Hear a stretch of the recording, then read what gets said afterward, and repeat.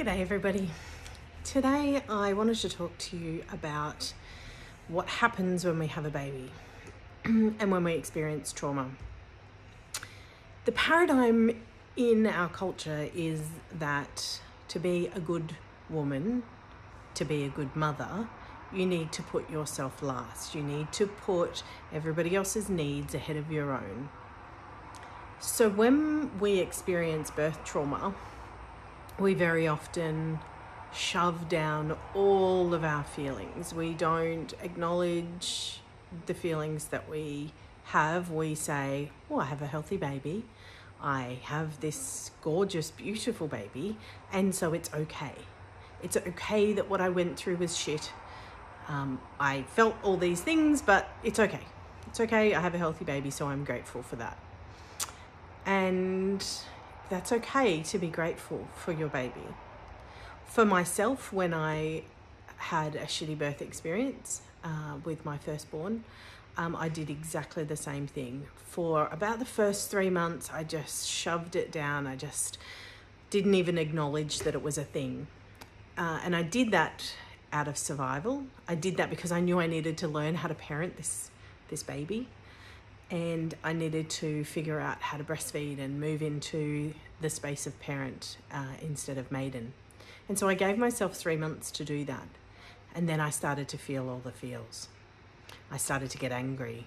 I started to feel the grief. I felt ripped off. I felt like I had been coerced and controlled. And so I allowed that stuff to come up for me. But for that first 3 months, that baby was where I placed my energy. What often happens though is that women get caught in this trap of just keeping on moving. Let's just keep moving, we keep moving, we keep moving, and we keep doing the baby thing, and we keep putting them ahead of our own health. And it's a huge trap, but in our culture it's normal. It's what we've been taught. But it doesn't have to be. And we have the opportunity to change that. We have the opportunity to change what's normal. I was speaking to a physio this morning and she was talking about the fact that she'll go into a maternity ward and she'll hear the midwives talking and she'll hear them say, oh, that one, you know, she's a bit precious. She hasn't been out of bed yet. What?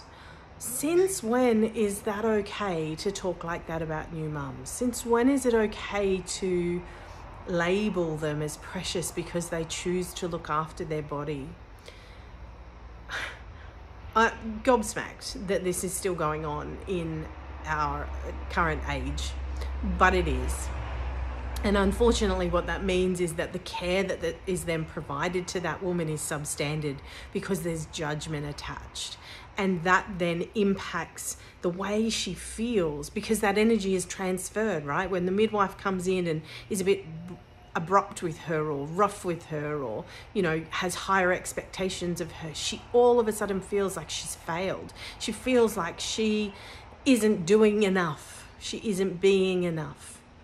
And that sets a new mum up to think that she's always got to do more, be more, provide more, and that she's not enough as she is.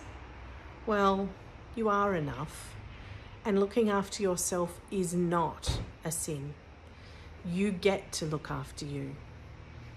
I work in a space where I help women connect to themselves, to give themselves the space to heal from their trauma, to heal from their lack of confidence, to heal from their upbringing, and step into a place of powerful, joyous parenting, to step into a place of being a woman and loving that space.